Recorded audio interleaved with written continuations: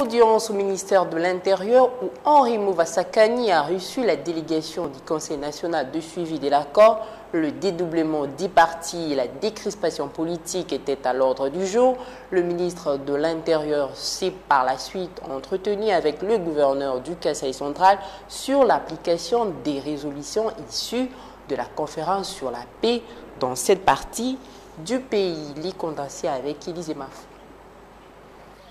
L'application intégrale de l'accord du 31 décembre 2016 et la polémique autour du dédoublement de certains partis politiques, les sujets étaient au centre des échanges entre le ministre de l'Intérieur et les membres du Conseil national de suivi de l'accord. Ce dernier ont fait à Henri Mouva-Sakani l'état de lieu des consultations faites avec les partis politiques en conflit. De son côté, le patron de la territoriale leur a donné quelques orientations utiles. On est venu prendre un peu les informations générales.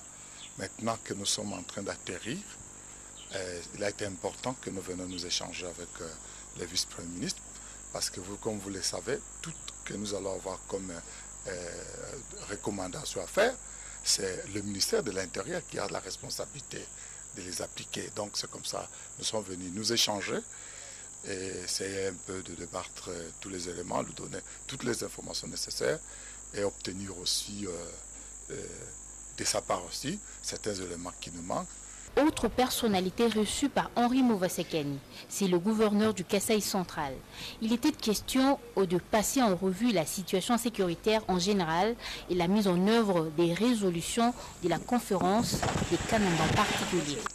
Nous venons de très loin et ça tirait presque chaque jour. Et chaque jour, il y avait toujours des problèmes au coin et recoin avec la circulation aussi des armes de calibre. Parce que vous savez, quand la milice a commencé, c'était avec des petites armes artisanales. Mais maintenant, ces différents terroristes miliciens utilisent même des armes de guerre.